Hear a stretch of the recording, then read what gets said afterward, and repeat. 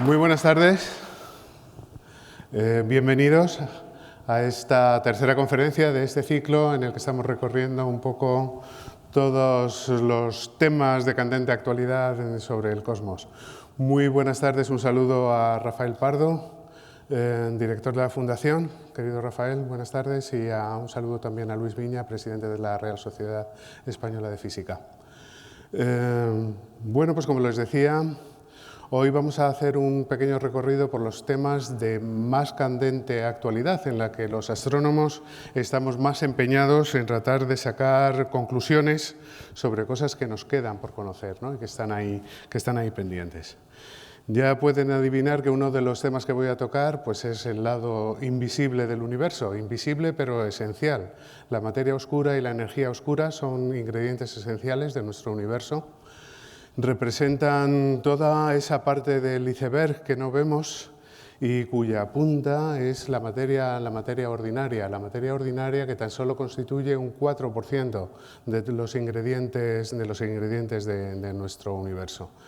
Hay 5 veces más de materia oscura que de materia ordinaria, y aún más importante es la energía oscura. La materia ordinaria, pues ya saben, está constituida, es de lo que están hechos ustedes y yo, de lo que está hecho este edificio y este planeta y estas estrellas. De hecho, las estrellas y los planetas son una componente muy pequeña de la materia ordinaria, porque casi toda la materia está bariónica, o esa materia ordinaria, en forma de hidrógeno y helio, repartida en grandes nubes de gas interestelar en las galaxias, dentro de las galaxias, y también entre las galaxias, gas intergaláctico. Y luego los neutrinos, que son unas partículas muy poco masivas, pero muy abundantes, y quizás otras partículas ocupan también un pequeño porcentaje en este balance que hacemos, ¿no?, de la materia ordinaria. Son quarks, electrones y neutrinos. Los quarks, ya saben, son los componentes de los protones y de los neutrones. O sea que ahí, con esos 3 tipos de partículas, está hecha toda la materia ordinaria. Luego la materia oscura, ¿qué les diría yo? Es como una especie de pegamento que mantiene a las galaxias unidas dentro de los cúmulos de galaxias. Ahí son unos cúmulos que están representados con unas manchas de color rosado, y esas manchas de color rosado es la cantidad de materia que hace falta, de materia que no vemos, que no somos capaces de detectar directamente, pero que de manera indirecta sabemos que está ahí porque es lo que mantiene al cúmulo como una entidad compacta. Y es lo que hace que, por ejemplo, si hay 2 cúmulos como estos que interaccionan, puedan mantener su entidad cada uno de ellos, aunque colisionen entre sí, formarán un cúmulo más grande o cada uno seguirá su camino, pero digamos que mantienen su entidad gracias a esa especie de pegamento, esa materia oscura. La materia oscura la descubrió en gran medida, o contribuyó a su descubrimiento, una mujer excepcional, Vera Rubin. Vera Rubin tenía una gran vocación por la astronomía, por las observaciones astronómicas, y estaba empeñada en utilizar los telescopios más grandes de la época en Estados Unidos, como el Diamante Palomar, en 1965. Pero una mujer iba a trabajar de noche. Ahí los observatorios eran cosa de hombres. Ese trabajo nocturno no era adecuado para las mujeres. Y además le dijeron cuando visitó el observatorio, si es que además no tenemos baños para mujeres, entonces no puedes venir a observar. Esto yo creo que da una idea muy clara de cómo era ella, porque en un momento con unas tijeras recortó una falda de papel, la pegó sobre el icono, sobre el símbolo de los baños, y dijo, ya tenemos baños de mujeres. El caso, o sea, que da idea de cómo era ella, y por supuesto consiguió observar en Ponte Palomar, y hizo unas observaciones que fueron fantásticas, que publicó en 1970, y fueron realmente sorprendentes, porque lo que mostró es que las estrellas en los bordes de las galaxias se mueven a una velocidad altísima, una velocidad que no se corresponde con la cantidad de masa que vemos dentro de una galaxia. Vemos una cantidad de masa que haría a las estrellas moverse de acuerdo con la curva roja que ven ahí. Eso es lo que uno calcularía, lo que esperaría estimando la cantidad de materia visible. y en cambio lo que medía era esa curva blanca que indica que la velocidad en los bordes, en las partes externas, es muchísimo más alta de lo esperado. Y es mucho más alta porque hay una componente de materia que no es directamente visible y que es esa materia oscura que digo que es como un pegamento que mantiene también a la galaxia unida, en cierto modo. No sabemos lo que es la materia oscura, pero opciones interesantes es que sean algún tipo de partículas como esos WIMPs, partículas masivas que interactúan débilmente, o otro tipo de partículas que se llaman acciones, muy ligeras también, que se crearon en el Big Bang, que se pudieron haber creado, ninguna de ellas han sido detectadas, o algún tipo de neutrino que no se haya detectado aún. Los neutrinos también, como son tan ligeros, interactúan tan poquísimo con la materia, son muy difíciles de captar. Para tratar de localizar esas partículas tan ligeras, se están construyendo algunos experimentos, como este gran criostato de xenón líquido, que trabaja a 100 grados bajo cero y que está enterrado a 1,5 kilómetros de profundidad en Dakota del Sur. Se espera que cuando alguna de estas partículas entre en el xenón, pueda hacer que salgan algunos electrones y esos electrones dan un destello de luz y esa luz es la que captan los fotodetectores que están en la parte alta, por ejemplo, del esquema que ven ahí. Y bueno, después tenemos la energía oscura, que recordarán ustedes de la primera conferencia, que es el agente que es responsable de la aceleración de la expansión del universo. Decíamos, hay la gravedad que trata de mantener el universo unido, que no deja a las galaxias que se separen entre sí, y luego hay una fuerza extraña, un ingrediente extraño que actúa como una antigravedad, como algo que las hace que se separen. Si la materia oscura era como un pegamento que trata de mantener a las galaxias unidas en los cúmulos, la energía oscura es todo lo contrario, es algo que las hace separarse. Y las hace separarse, como decía, de manera acelerada, y esa acelerada se ha medido y se descubrió en el año 98 y mereció un premio Nobel el descubrimiento. Pues bien, esa energía oscura se ha especulado si podría ser lo mismo que la energía del vacío, de la que hablan los físicos de partículas. Ya saben que el vacío no es la nada, el vacío tiene un algo, tiene un sustrato, hay algo en el vacío, un campo de energía relacionado con el campo de Higgs, que podría explicar, por ejemplo, la inflación. ¿Se acuerdan eso del agente que hizo inflarse al universo en una pequeñísima fracción de segundo? Y si eso fuese, pues encajaría bien con la física de partículas. Pero el caso es que cuando uno calcula la energía oscura que hace falta para la repulsión de las galaxias y la energía que hay en el vacío, hay una diferencia de 10 elevado a 120, es decir, 1 con 120 ceros por detrás. Es la peor predicción de la historia de toda la física, no casa en absoluto. Bueno, pues en esas estamos. Para detectar la energía oscura se han construido telescopios espaciales como este Euclid y un experimento DESI, y se va a lanzar otro telescopio espacial llamado Nancy Raman, que lo que hacen es tratar de hacer un mapa en 3 dimensiones del universo, y en ese mapa en 3 dimensiones, mediante espectroscopía, se puede llegar a ver unas oscilaciones bariónicas, créanme, que podrían ser indicios de la energía oscura.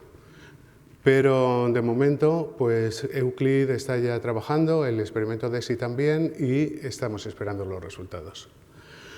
El siguiente tema que les quiero plantear y que es de gran actualidad es el de los exoplanetas, por supuesto, no podía faltar los exoplanetas.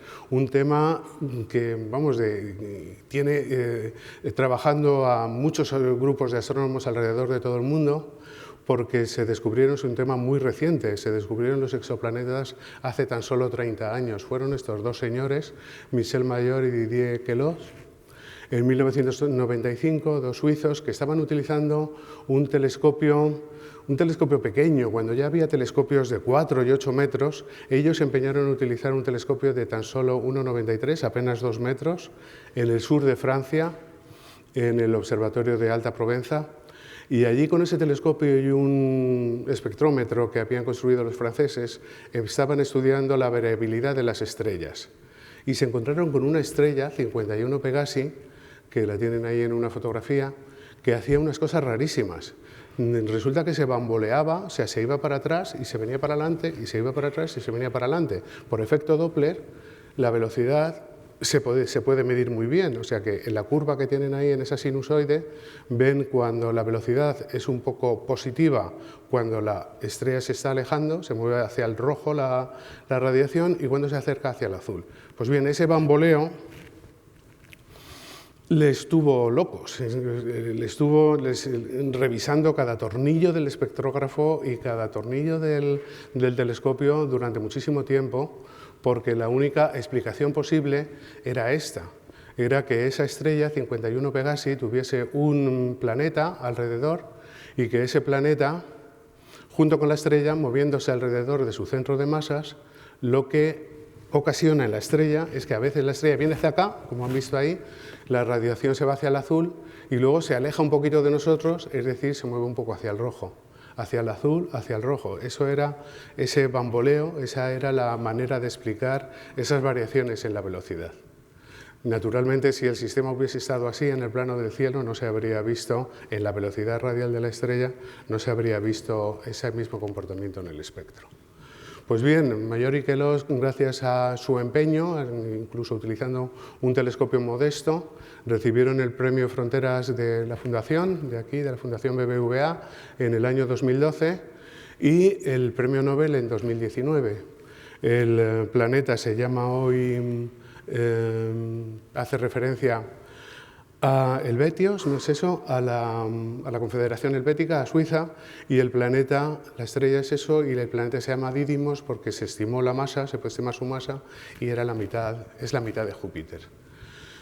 Este no es el único método para detectar exoplanetas, es uno de los más potentes, pero también se pueden detectar exoplanetas estudiando los pequeños mini eclipses que tienen lugar cuando un planeta pasa por delante de la estrella, como es en este caso.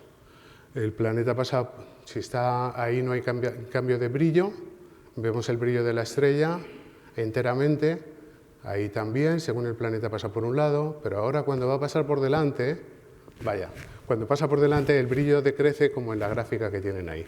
Para ver estos eclipses, otra vez, necesitamos que el sistema esté o bien de canto o bien un poco inclinado, pero no en el plano del cielo, porque si no, no se ve el eclipse.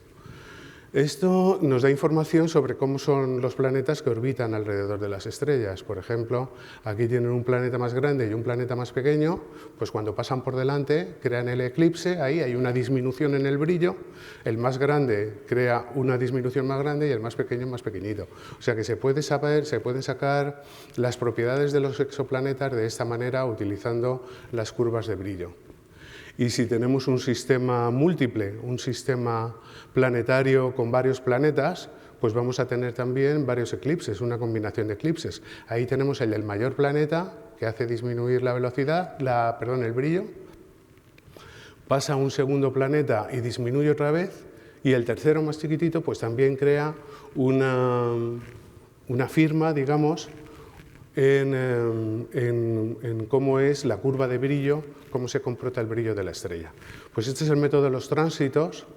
Tránsitos son otra manera de decir eclipses que se utilizan para detectar planetas. Por supuesto, nos encantaría detectar planetas en imagen directa, como este que se detectó aquí, un planeta similar a Júpiter, que es suficientemente grande como para ver la luz reflejada, la luz que refleja de la estrella, y además suficientemente separado como para verlo, para que la luz de la estrella no nos deslumbre completamente. En estos pocos casos se puede hacer un espectro, se puede analizar la luz de manera independiente de la que viene de la estrella y la que refleja el planeta, que es la luz de la estrella que ha pasado a través de su atmósfera. Y por lo tanto, al pasar a través de la atmósfera, hay parte que se absorbe por los gases que tiene la atmósfera y ahí se queda la impronta de la composición química de la atmósfera. La mayor parte de los planetas, como ven, que los más fáciles de detectar son los que son grandes, que ocasionan un buen bamboleo en la estrella o un eclipse suficientemente grande. Son Júpiteres, decimos, planetas similares a Júpiter, y si están más cerca de la estrella, pues mejor aún, más fácil de detectar. En algunos casos hay algún Júpiter incluso en el que se han detectado signos de evaporación. Está tan cerca de su estrella, la temperatura es muy alta y parte de la atmósfera exterior la vemos evaporarse. Pero también hay planetas muy pequeñitos que se han detectado. Por ejemplo, este sistema planetario, TRAPPIST-1, tiene 7 planetas que son pequeñitos, están entre Marte y la Tierra, así de pequeños. Pero es que la estrella también es muy pequeña, es una estrella enana roja, mucho más fría, bastante más fría que el Sol, está tan solo a 39 años luz. Y bueno, tiene 3 planetas en concreto que están en una zona que podría resultar habitable. Si lo comparamos aquí con el sistema solar, fíjense, arriba está TRAPPIST-1, este sistema exoplanetario, y abajo en nuestro sistema solar, y ya ven que es tan pequeñito ese sistema que cabe muy interior a la órbita de Mercurio.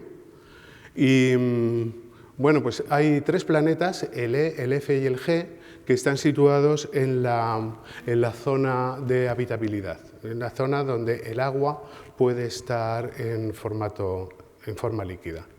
Desde un planeta como el E, este TRAPPIST-1e, debe ser bonito ver el cielo, porque la estrella está muy cerca de su estrella, o sea que se debe ver muy grande, y además los planetas interiores que están por dentro del E deben transitar por delante de la estrella, igual que nosotros vamos transitar a Mercurio y Venus por delante del Sol. Comparado con la Tierra, este planeta tiene un tamaño muy parecido, una masa menor, es decir, es más ligero, menos denso, pero luego tiene una peculiaridad y es que el año allí dura tan solo 6 días, es decir, gira muy rápidamente alrededor de su estrella y por lo tanto esos planetas cuando giran tan rápidamente les sucede lo mismo que le sucede a la Luna, que se quedan anclados y muestran siempre la misma cara hacia la estrella. Entonces suelen tener una cara muy caliente y otra cara muy oscura, pero a lo mejor en la interfase entre los dos hemisferios puede ser un lugar adecuado para que prospere la vida. Para que prospere la vida son muy interesantes los planetas que llamamos océano, planetas que tienen grandes cantidades de agua, parecidos un poco a las lunas de los planetas gigantes de nuestro sistema solar, de Júpiter y de Saturno, como esas lunas como Europa, por ejemplo, que tienen una corteza de hielo y debajo tienen un océano líquido. Pues esos son lugares que son muy prometedores para que la vida pueda prosperar. Nos interesan mucho, por supuesto, los planetas más cercanos. Los exoplanetas más cercanos están en torno a Próxima Centauri, a tan solo 4,2 años luz de la Tierra. Cuando digo cercanos hay que tener en cuenta que las distancias son cósmicas, o sea que 4 años luz se dice pronto, la luz solo tarda 4 años, pero nosotros con nuestra tecnología, si tuviésemos que emigrar de la Tierra cuando decimos que necesitaremos un plan B, necesitaríamos 400 siglos para llegar, o sea que cuando les hablen de plan B, no hay plan B, que no hay nada que reemplace la Tierra. Bueno, pues entre estos vecinos, el planeta B es particularmente interesante, es un planeta rocoso con la misma masa de la Tierra, mucho más cercano y por lo tanto el año allí también es mucho más corto, tan solo 11 días y como digo es otro caso en el que quizás la parte entre el hemisferio que da la estrella y la parte que está de noche, quizás esa parte fuese interesante para encontrar vida. Estos planetas, el estudio de los exoplanetas está experimentando ahora una revolución enorme gracias al telescopio espacial James Webb, que como saben es el que se lanzó después del Hubble, tiene 6,5 metros, es un telescopio grande y tiene muy buenas capacidades de espectroscopía, es decir, para analizar la luz que atraviesa los planetas. Fíjense, por ejemplo, en esta observación, hay muchísimas, solo he seleccionado 2 para ustedes. Esta observación de estos tránsitos de un planeta alrededor de la estrella WAPS 96 se llama, el planeta B está a 1150 años luz. Cuando el planeta pasa por delante crea ese mini eclipse, pero que se observa con una nitidez increíble. Dense cuenta el contraste que tiene lo que es la luminosidad de la estrella y luego cuando pasa el planeta por delante. No hay apenas ruido, se ve con mucha nitidez. La precisión es del orden de la sensibilidad de 0,02% en la medida de la luminosidad. Bueno, pues ahí es posible observar la luz que bloquea la atmósfera del planeta y así se han podido detectar diferentes elementos en él. Agua, por supuesto, dióxido de carbono. Es decir, una atmósfera que es muy prometedora. Y un resultado más reciente, de hace un par de años, se publicó en el año 23 realmente, en el que se ha detectado dióxido de carbono, agua y dióxido de azufre también, lo que indica que puede haber fotoquímica, una química conducida por los fotones, por la luz, en este planeta, un planeta también muy interesante. Y hay un caso que se ha publicado hace muy poco también, es este que está a tan solo 48 años luz, un planeta de estos océanos, pero que está helado, salvo por la parte que está iluminada por la estrella, y ahí el agua podría estar en formato líquido en la superficie. Pero lo que nos encantaría es ver un espectro como este. Este es el espectro de la Tierra visto desde otro planeta, como lo verían a lo mejor desde Próxima Centauri.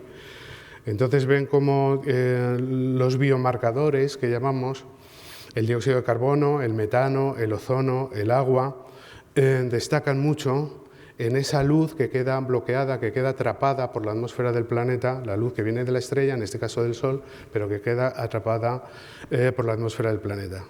Pues en eso estamos, tratando de detectar planetas que tengan ese tipo de espectro. Y yo creo que es cuestión de tiempo, porque ya tenemos más de 6.000 planetas confirmados, 2.000 de ellos son como Júpiter, y hay unos 60 que se consideran que podrían ser habitables. Pero potencialmente se van a seguir descubriendo muchísimas más, porque en la Vía Láctea tan solo, en nuestra galaxia, hay cientos de miles de millones, hay más planetas que estrellas, prácticamente todas las estrellas están acompañadas por un cortejo de exoplanetas y de estos se estima que al menos unos 40.000 millones podrían ser habitables. O sea que, como ven, la estadística es favorable, solo necesitamos los medios de observación para llegar a ellos. Vamos ahora a uno de los temas de estudio de mayor actualidad también, que es el de los agujeros negros, o algunos de los objetos más enigmáticos del universo.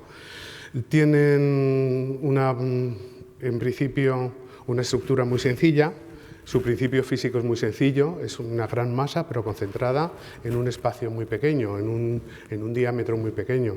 Eso hace que cualquier cuerpo que pase suficientemente cerca de él va a quedar atrapado, como si cayese en un agujero, e incluso la luz, que como vimos en la primera charla, que también se comporta, también pesa, les decía, pesa como una piedra.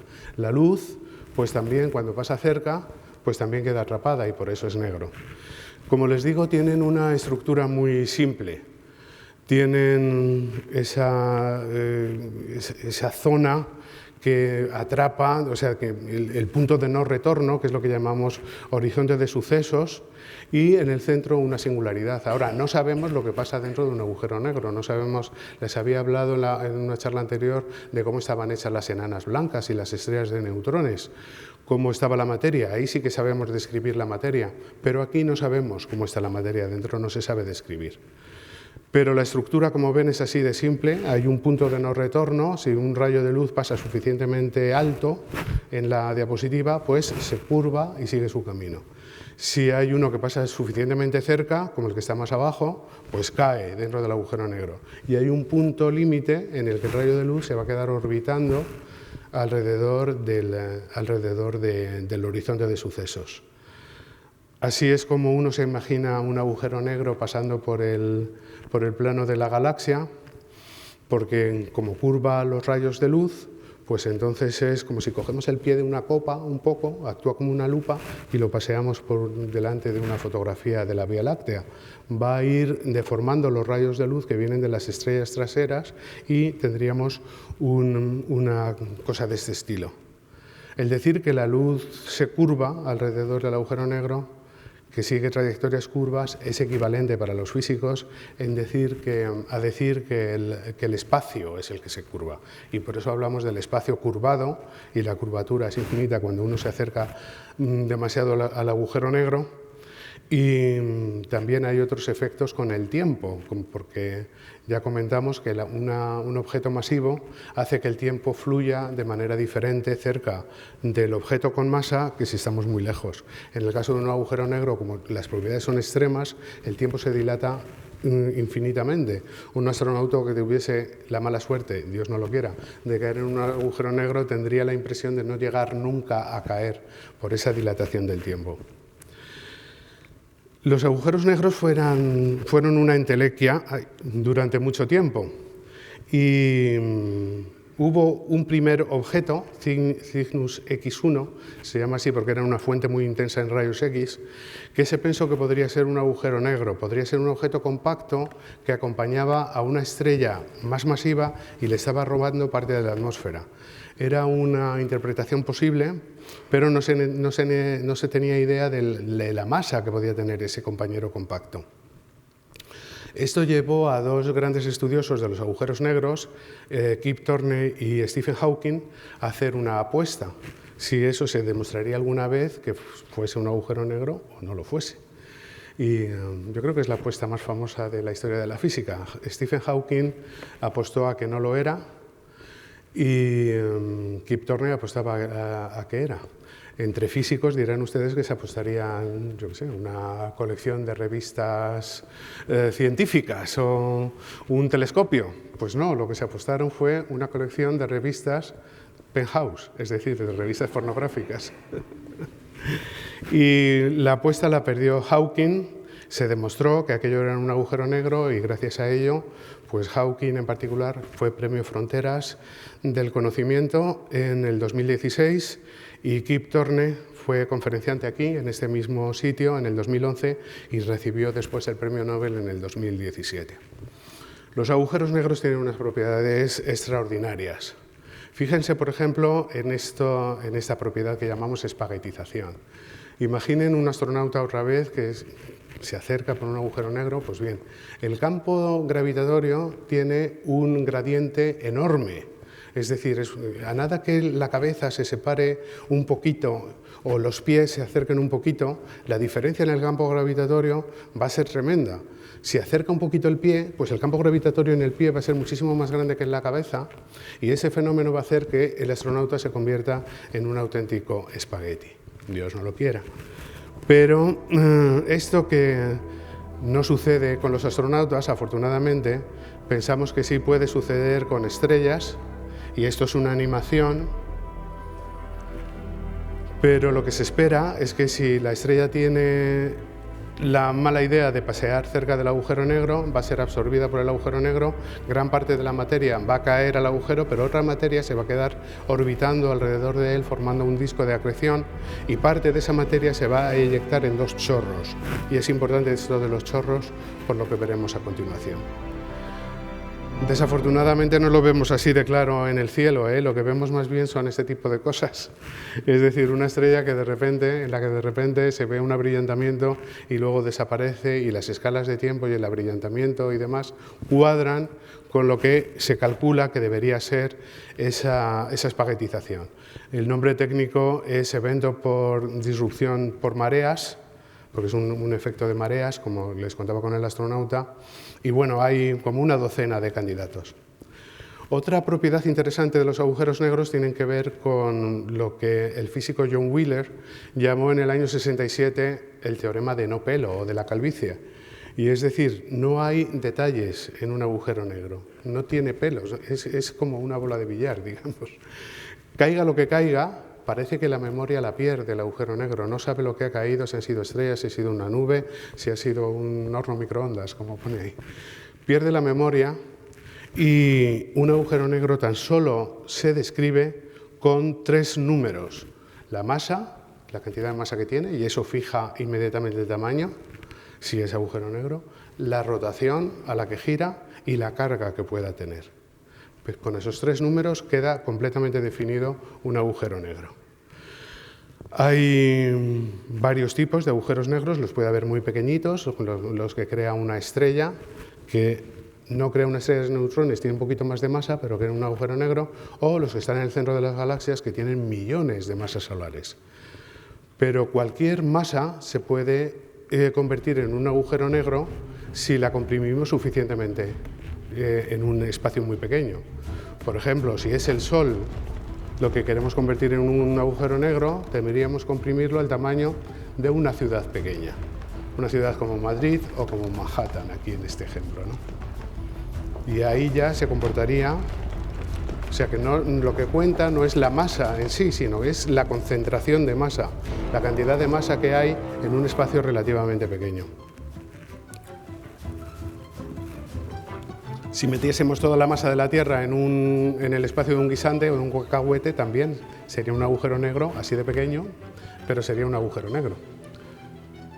Este, que tiene el tamaño ya de una ciudad un poco más grande, está formado con la masa de 3 o 4 soles.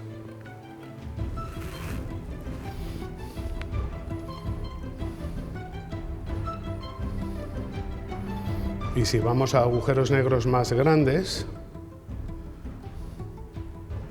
tenemos, por ejemplo, este, que está en la galaxia de Cigarro, M82, que es del tamaño de Marte.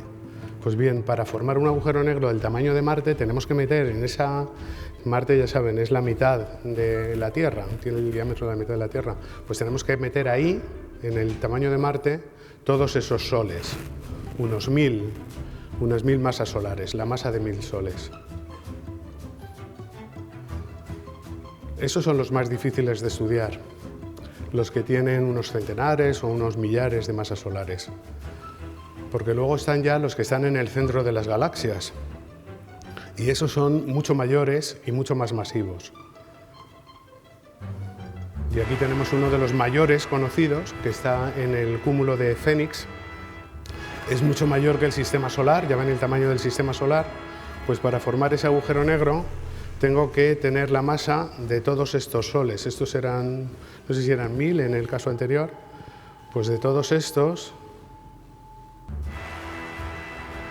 más todos esos, y estos, y todos esos, Todavía más.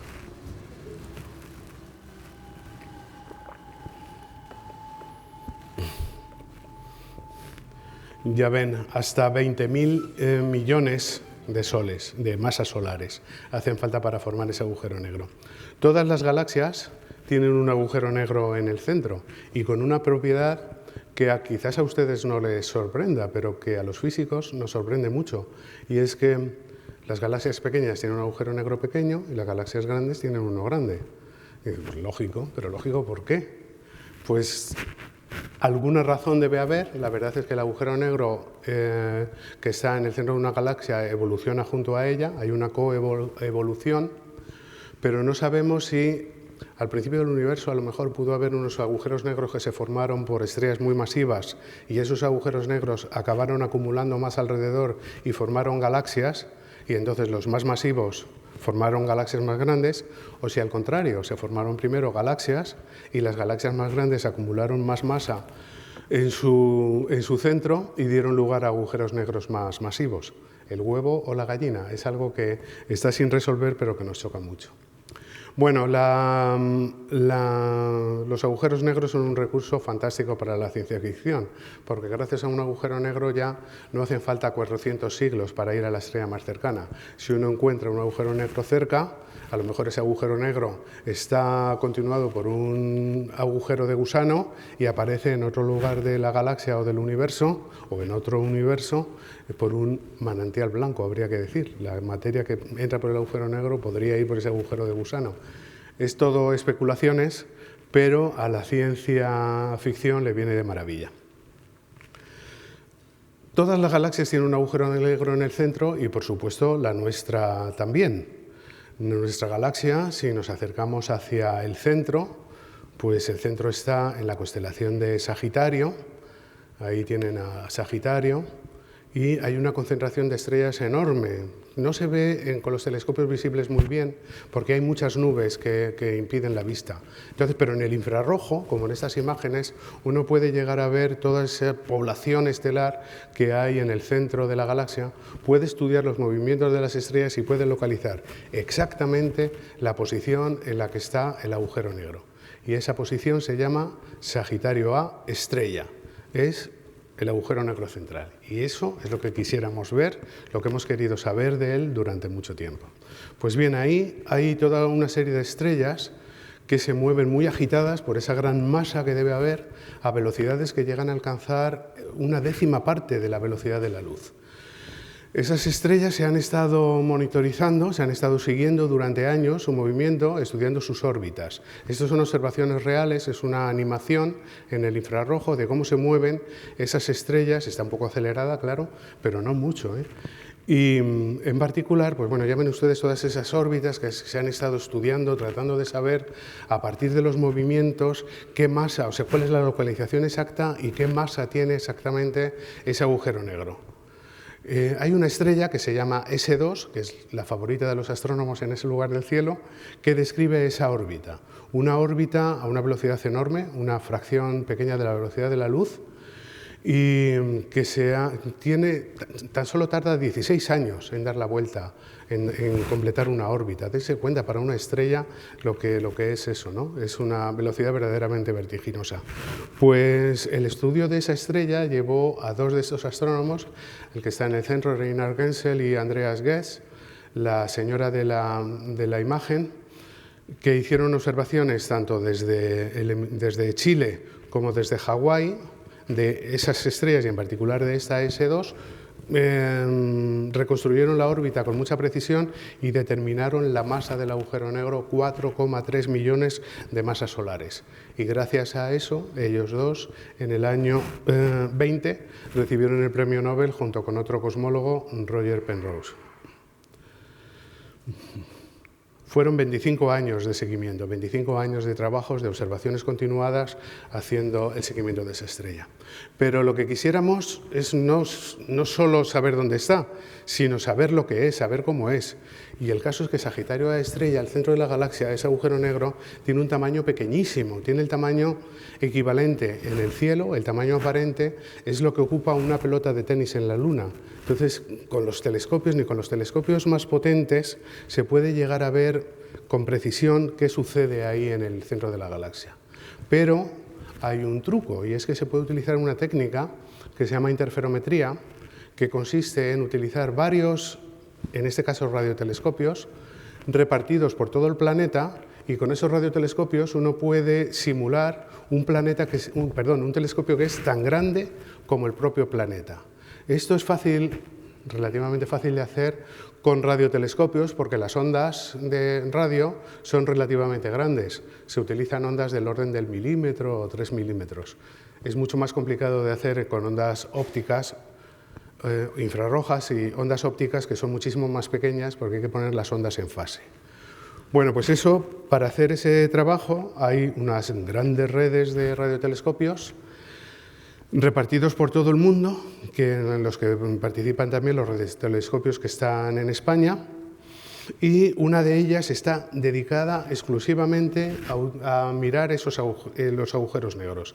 Es la red que se llama el telescopio del horizonte de sucesos, que no es un telescopio único, son varios telescopios repartidos por el planeta, pero que gracias a la rotación de la Tierra también, pues simulan como si fuesen pedacitos de un único telescopio tan grande como el planeta y que están observando simultáneamente. Cada observatorio tiene un reloj atómico para grabar exactamente cuándo llega la señal y compararla con la que llegó a los otros observatorios. Son grandes colaboraciones internacionales que exigen mucha coordinación, pero los científicos somos buenos para eso, para coordinarnos.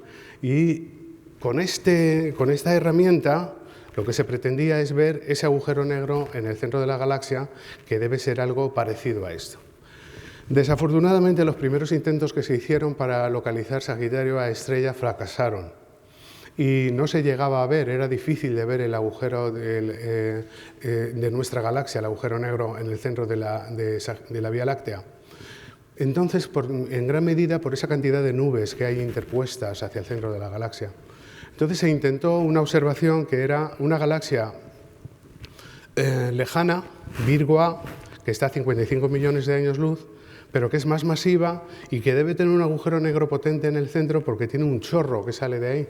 Ya han visto cómo antes los agujeros negros tienen ese disco de acreción y parte del material de acreción, debido al efecto de los campos magnéticos, como es un material ionizado, sale disparado en forma de chorros. Ese chorro es apenas visible en el óptico, ven ahí una pequeña cosita en la galaxia elíptica, pero en ondas de radio es verdaderamente monstruoso, tiene este aspecto. Es un chorro que se propaga por el medio intergaláctico, es algo como esto.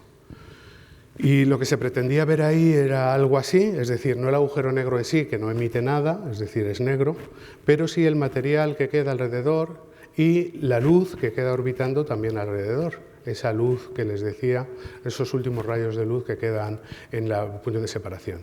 Y en el año 2019 se consiguió observar por primera vez esa sombra, se dice en inglés, y a mí no me gusta el término porque no es sombrío, es algo luminoso, esa luz que queda alrededor del agujero negro.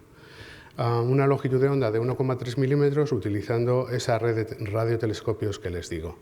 Fue un hito mundial porque tan solo 4 días de observación, pero observaciones muy cuidadosas y que hicieron la UNO en la prensa de todo el mundo, incluida la española. Así que aquí tenemos el agujero negro de M87, Messier 87 o Virgo A. En el 2021 se hicieron medidas de polarización que nos muestran cómo es el campo magnético en ese material y en ese campo alrededor, ese campo luminoso alrededor del agujero negro. Y más recientemente se han hecho, aplicando técnicas de inteligencia artificial, porque el análisis de datos es muy complejo, hay que poner en común todos los datos de todos esos radiotelescopios, en reconstruir la imagen, pues se obtuvo esta imagen que tienen a la derecha, que es un poco más fina, más precisa. Y una observación importante, también muy reciente, es esta, en la que se ve por primera vez tanto el agujero negro como el chorro que surge de él. Lo que indica verdaderamente, y esto nos encanta a los físicos, que haya este tipo de pruebas tan fehacientes, que el chorro viene de hecho del material que está íntimamente ligado al agujero negro. Pues bien, utilizando un poco esta técnica con alguna modificación, pero los mismos radiotelescopios, en el año 22 por fin se pudo localizar el agujero negro de la Vía Láctea, Sagitario A estrella. Se hizo público el 12 de mayo de 2022 y aquí lo tienen. La masa cuadra perfectamente con lo que se había determinado a través del movimiento de las estrellas, 4,3 millones de masas solares, y es una cosa muy pequeñita, tiene 10 veces el diámetro del Sol. Parece lo mismo que el otro. Yo creo que los colores son todos los colores falsos, por supuesto, porque son emisiones de ondas de radio, o sea que es una representación de la intensidad de la radiación. Parecen lo mismo los dos, pero los tamaños son muy diferentes. El de Virgo A me parece que tiene 6.500 millones de masas solares y el de Sagitario A estrella son solo 4 millones de masas solares. El tamaño de Sagitario A estrella es más pequeño que el sistema solar, vamos, mucho más pequeño, ¿no?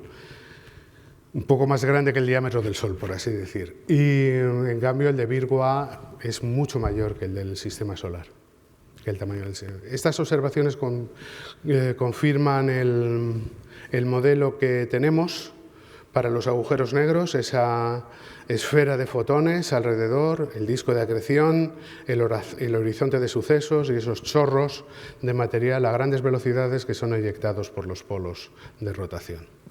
Pero les decía que no todos los agujeros negros son supermasivos, como estos que permite observar el EHT. Para observar agujeros negros menos masivos tenemos otra herramienta, que son las ondas gravitacionales. Las ondas gravitacionales son un fenómeno muy, muy curioso. Y si tenemos un agujero negro, ya hemos visto que deforma el espacio.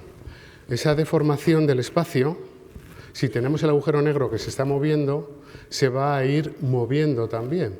Y en el fondo, ese movimiento, esa deformación, se va a ir propagando como una onda. Si tenemos, por ejemplo, un par de agujeros negros, una pareja, como los que muestra el dibujo, en el fondo lo que tenemos es algo parecido a un dipolo eléctrico.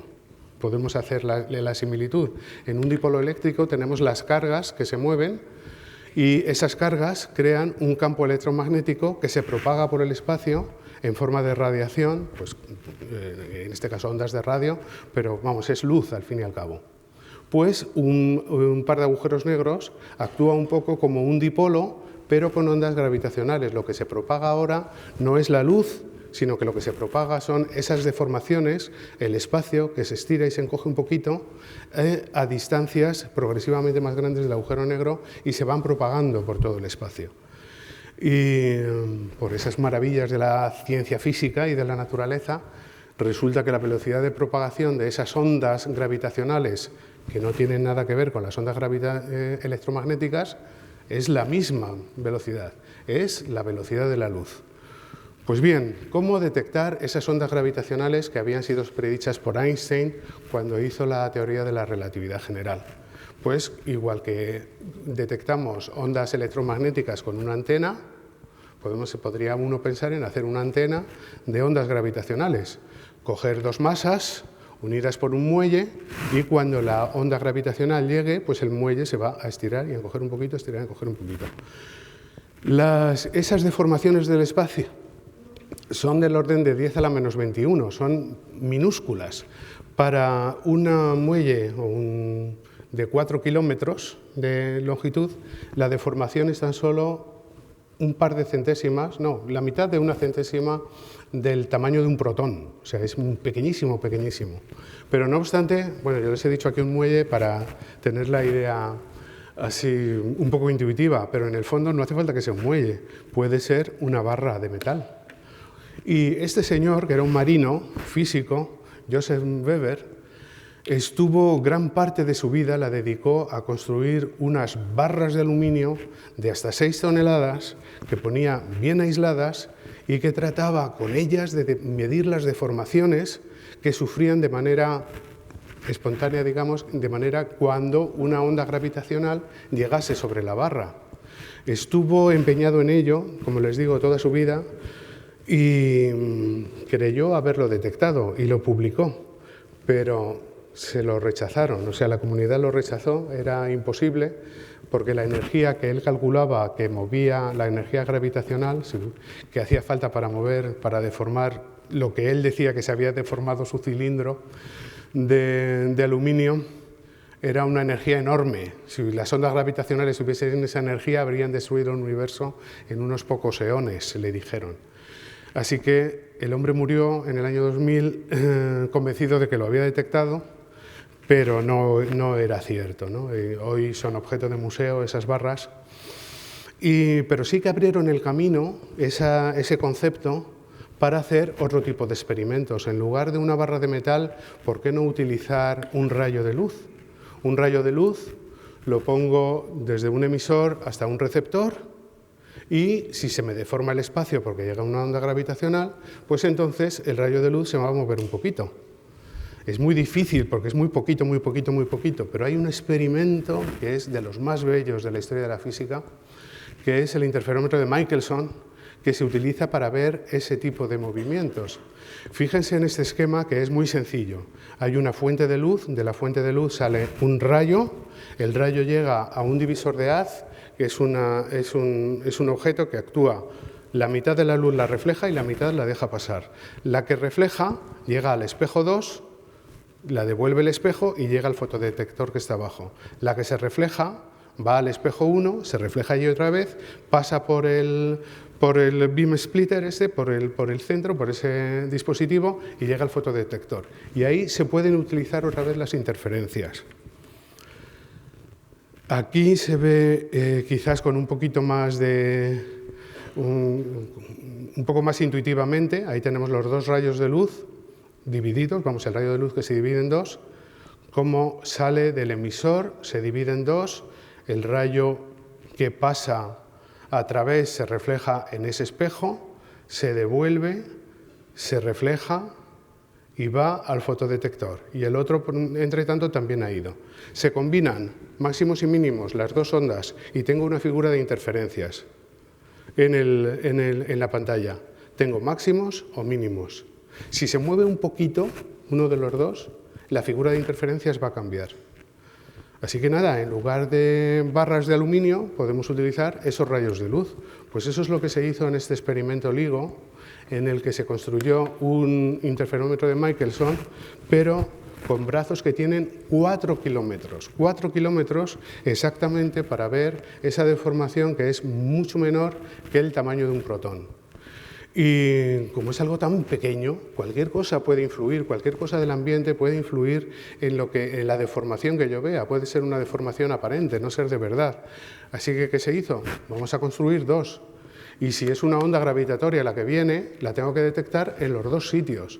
Y además, esos dos sitios van a estar separados por 3.000 kilómetros, es decir, 10 milisegundos luz. La luz y las ondas gravitacionales tarda 10 milisegundos en ir de un sitio al otro. Así que si detecto algo en un sitio, si lo detecto 10 milisegundos después, pues voy a tener una onda gravitacional detectada. El esquema es un poco más complicado que lo que les mostré antes, tiene bastantes más elementos ópticos, los láseres circulan por unos tubos que están al vacío para que no haya ninguna perturbación, los elementos ópticos son de una calidad magnífica, están sujetados los espejos con un sistema de amortiguación para que no les influya ninguna vibración exterior y así, el 14 de septiembre de 2015, se detectó por primera vez una señal, primero en Luisiana y luego en Washington, o viceversa, separadas exactamente por 10 milisegundos. Esto fue también una gran noticia.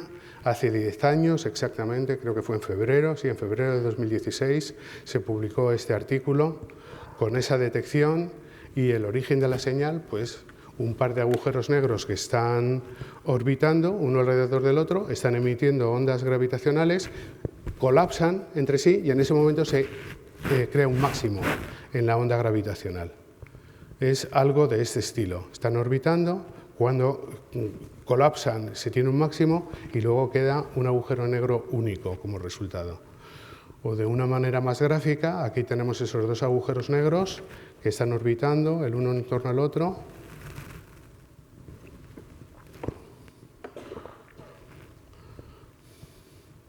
Y en un momento dado se van acercando porque van perdiendo energía a causa de la emisión de ondas gravitacionales.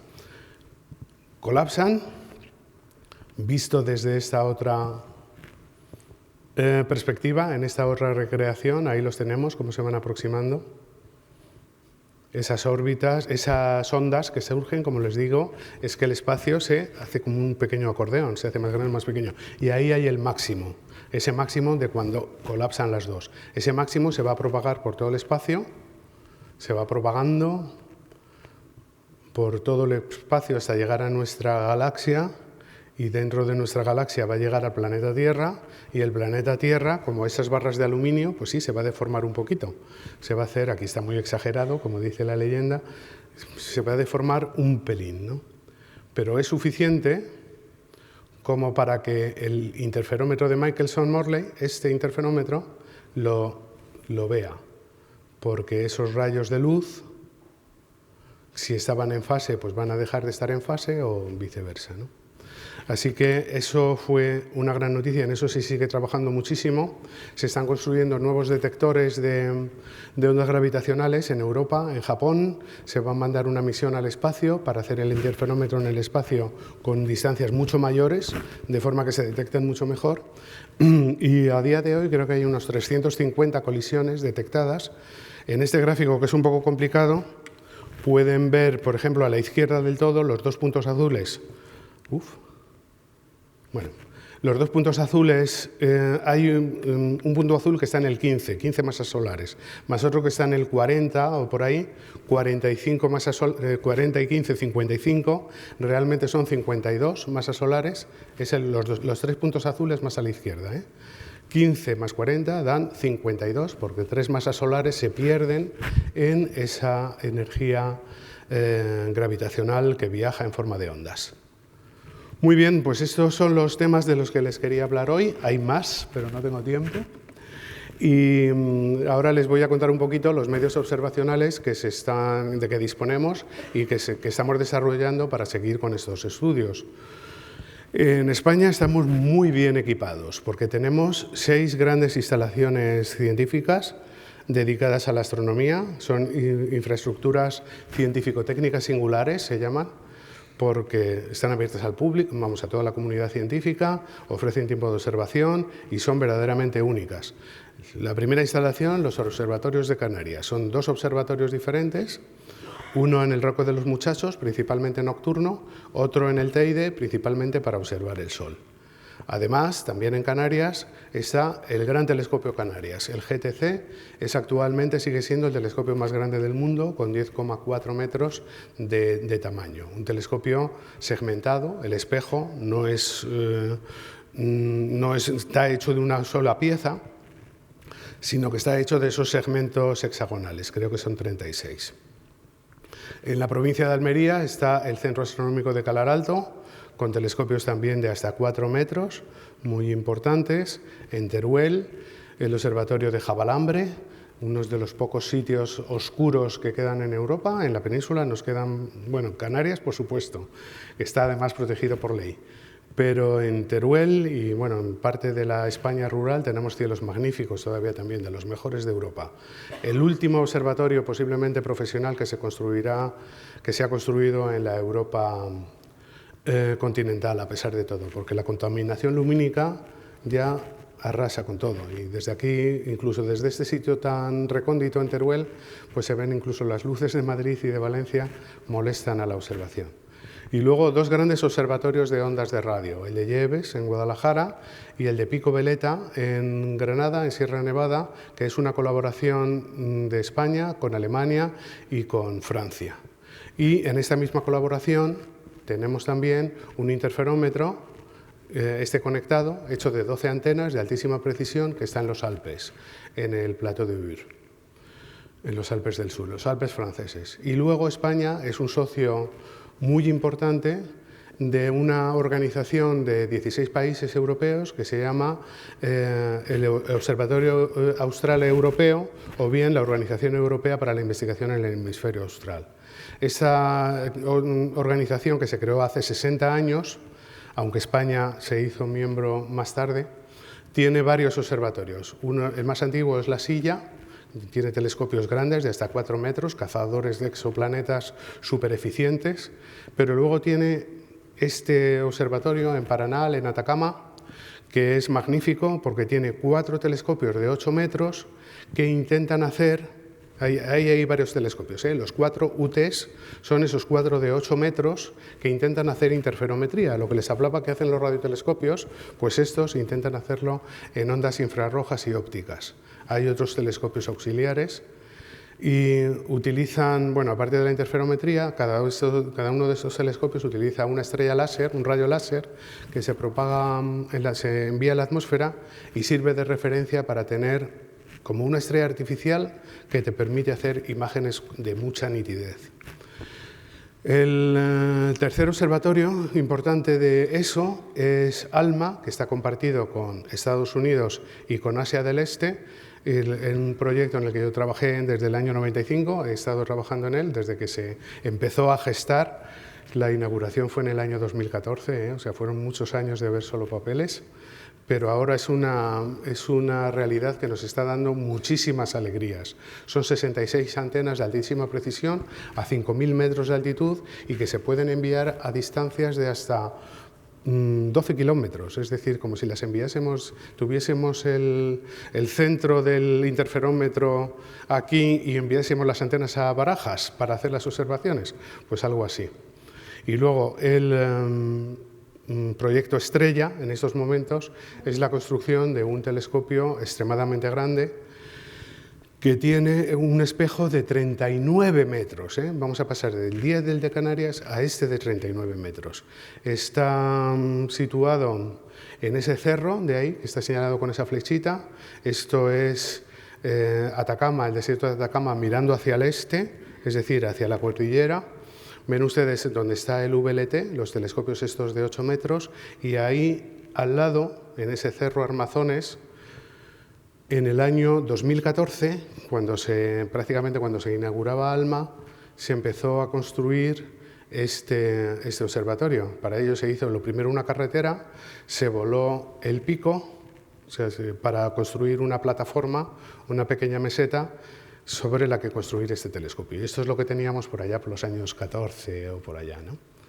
Esta ilusión, ¿no?, que teníamos de ver ese telescopio construido un día. Funciona, pues bueno, es altazimutal, o sea que se mueve en azimut, dando vueltas por un anillo que se mueve muy suavemente y con mucha precisión, y también en elevación. Esa estructura metálica es la que sujeta todos los espejos, son 5 espejos de alta resolución, la luz llega del cielo, se refleja ahí en el M1, va a un segundo espejo, M2, a un tercero, pasa, vuelve ahí a M4, a M5, son 5 espejos por razones de la óptica para tener muchas posibilidades, y finalmente los instrumentos, los detectores, están colocados en el codo, es un montaje QD. Bueno, la construcción empezó al poco tiempo y sufrió un gran parón, como no sé si se puede apreciar aquí bien, en el año 2020. Por la epidemia sufrimos una crisis, fue todo muy complicado durante esos años, con las empresas que estaban paradas, que tenían problemas de financiación, los contratos, etcétera. Fue una época compleja, pero luego, en cuanto pasó la epidemia, aquello empezó a subir a una velocidad pasmosa, ¿no? Porque ya ven ustedes cómo se va construyendo la cúpula. Hubo que traer algunas de las grúas más grandes de Sudamérica para poder ensamblar todo eso. Y bueno, ahí estamos ya en el año 2023, por ahí, mayo del 23. Aquí, si salto a este otro timelapse, estamos ya en el 24 y llegamos casi hasta el 26. Visto desde dentro, ahí está la plataforma rotante para el telescopio. Luego toda la cúpula también tiene que girar, para que la apertura, o sea, para que el telescopio pueda mirar por la apertura a la dirección que queramos del cielo. Ahí vemos cómo gira ya. Y esta construcción, aparte de eso, luego los receptores, los detectores y los espectrógrafos se están haciendo en Europa y van también muy adelantados. Yo no sé si ven aquí a una figurita, a una persona que está ahí trabajando. No sé si la ven moverse. Pues ese es el soporte del telescopio, que tiene, como les digo, 39 metros. O sea, donde va, todo eso es el espejo que estará hecho de unos 900 paneles hexagonales que hay luego que alinear perfectamente para que funcionen como un espejo único. Y bueno, si han visto la figura humana ahí, pues esto les da una idea del tamaño descomunal que tiene este proyecto, que tanto nos ilusiona y que esperamos ver inaugurado en el año 28. Bueno, este es el telescopio de esta generación de extremadamente grandes, más avanzados, pero hay otros proyectos. Y el más importante también para España, ese por supuesto es muy importante porque es en parte nuestro, es el telescopio de 30 metros, que es un proyecto estadounidense compartido con Japón y Canadá, que iba a ser construido en Hawái, pero que tiene dificultades para ser construido allí y que estamos tratando de que venga al Observatorio del Roque de los Muchachos en La Palma, de forma que esto nos situaría a los astrónomos españoles en una situación súper privilegiada, porque tendríamos acceso al hemisferio sur desde Atacama, desde Cerro Armazones, y al hemisferio norte desde el Roque de los Muchachos. Allí en el Roque de los Muchachos también se está construyendo parte de un telescopio que va encaminado a detectar rayos cósmicos eventos de muy alta energía, rayos gamma, por el proceso de Cherenkov, por la emisión Cherenkov, y finalmente un complemento a ALMA del que les he hablado, esto ya está bastante avanzada la construcción, es el SKA, Square Kilometre Array, que tiene una parte en Sudáfrica y otra parte en Australia. En ambos proyectos España juega un papel muy importante. Y no quería dejarles solo con instrumentos, les invito ahora a un viaje hacia el centro de la galaxia del que hemos hablado. Nos vamos moviendo en la constelación de Sagitario, allá donde parece que faltan estrellas, pero son nubes que no nos dejan ver las estrellas que hay detrás, y ahí cuando cambiamos a la imagen infrarroja ya vemos la cantidad de miríadas de estrellas que hay en esa dirección. Y ahí en el centro